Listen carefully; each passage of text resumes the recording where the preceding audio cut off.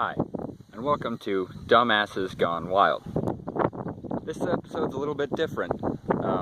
I am not in Arizona anymore like I usually am. I'm spending most of my summer up in South Dakota, and Cade is spending most of his summer, as I'm sure you probably know, in Colorado. And he told me before I left that I had to do at least one type of blog thing, video blog for the channel, and I was like, you know, I really don't want to do this, but why not? Give me a chance to have some fun. And then I was thinking, what should I do for my video? And then I watched Cade's little Russian roulette with the Nerf gun, Maverick. Sorry about the watermark on all of that. And it gave me an idea. Why not take it up a notch? So I'm out here today with a rifle and some targets a little ways down there. And yeah, doing some shooting. I'd say my targets are, I've got everything I can find as a target. I was going to get some cans, but I forgot to. So I've got an old water filter out of a refrigerator, a water bottle, and two pieces of notebook paper stabbed with a piece of wire through a hay bale with targets drawn on them horribly. So yeah, that's what I'm shooting, and why not get to it?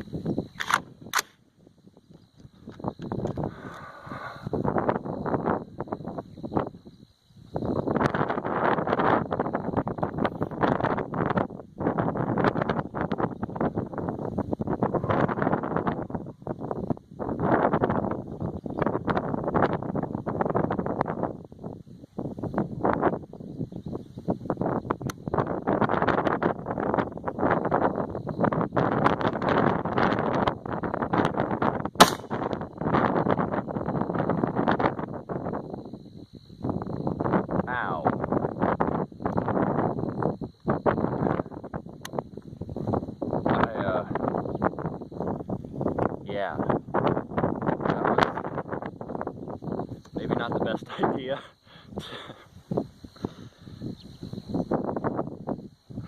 To forget some ear protection might help, you know. I like the sound of ringing ears, but it hurts a bit. I don't know if any of y'all know that. I don't know if any of y'all doing some shooting, but it hurts.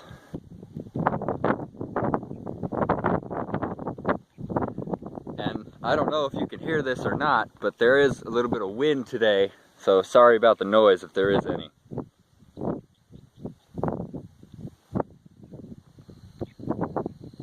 Dang, that hurt.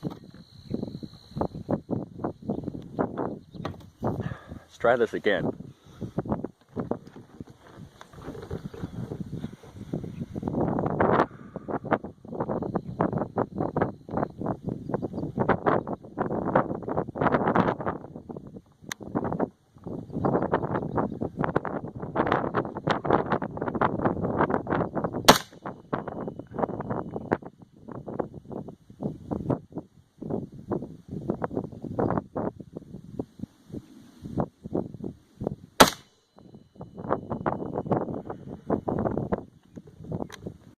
So, I'm down here at the end of my range. As you can see behind me, the white pickup in the distance. So I am a little ways away.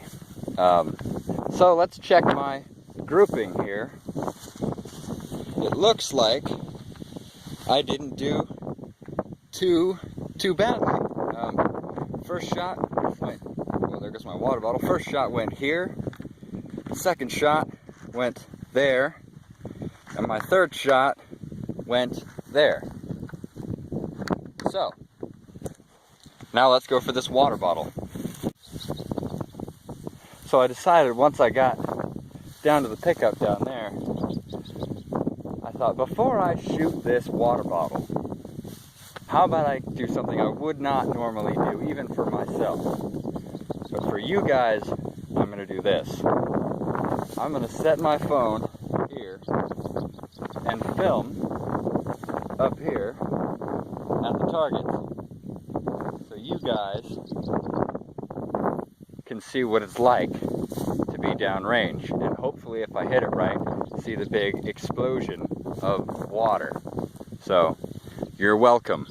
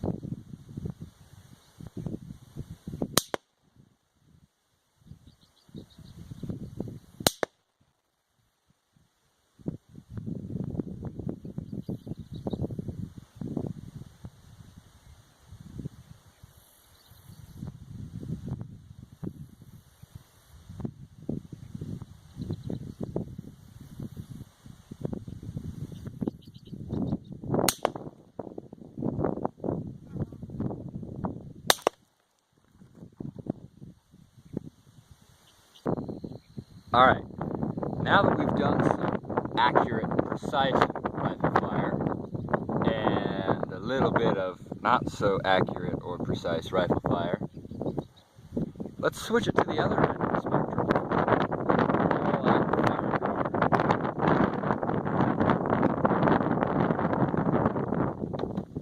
Because a day at the range, or as it is here, a day in beautiful South Dakota, happiness is the smell of burnt powder and a pile of warm brass. So, here we go.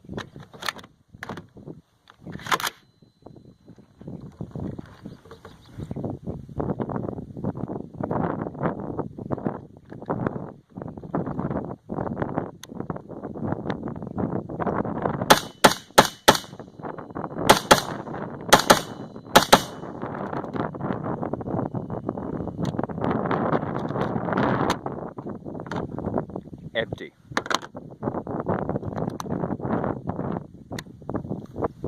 So, it appears I have a bit of a jam.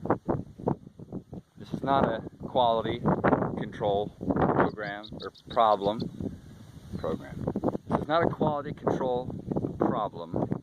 All guns jam once in a while. Even the military, M16s, M4s, even all the way up to the M2s, they jam.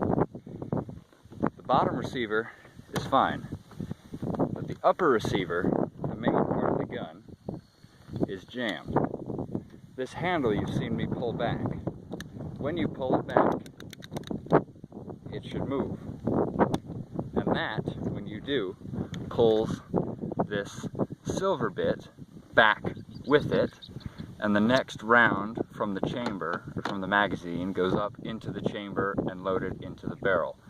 And in that whole process, after the bullet has been put into the chamber, the bolt slides back.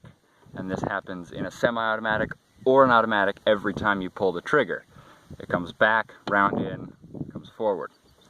The gears that run that, or keep it running smoothly when you pull or when the recoil of the bullet pushes it back, have now jammed, and there is a round in an empty casing in the chamber. So it seems that I can't really get it open. I'm not strong enough to get the jam out. So, it appears I get to do a little something else.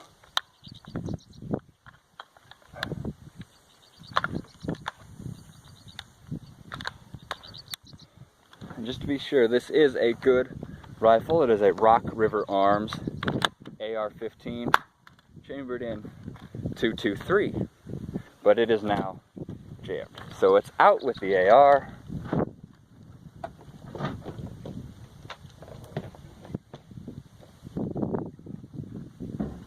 And in with an old school style bolt action rifle. Now this, I have no idea who makes it, but it is a bolt action rifle chambered in 17 caliber. Doesn't say anywhere who makes it, but it is a great rifle. Very accurate, very fun to shoot. So I guess I'll be using this for the rest of the video. So, you know, why not? Put some rounds downrange. I don't know if you'll be able to see me here. Let me move you guys a little bit. That should be better, right? Now this, as I said, is a bolt action. You pull this back, push it forward, almost like the semi-automatic style, you just have to do it manually every time. So it's a bit different, but it's still nonetheless fun to shoot. So let's put a couple rounds. I haven't shot this thing in a little while, so who knows.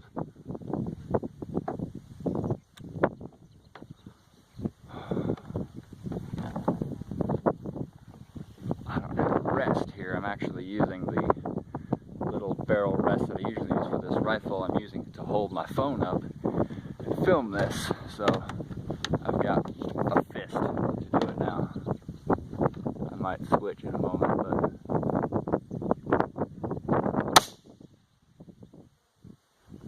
very simple.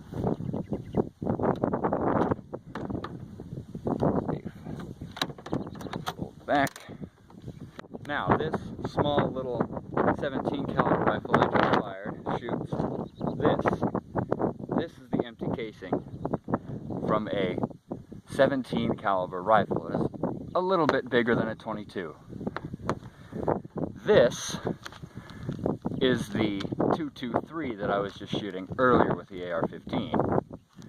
And just because I happen to have one on hand, here is a 223 and the 17. This is a 50 BMG. Just cause I happen to have a couple of extra casings from my favorite rifle ever. So yeah,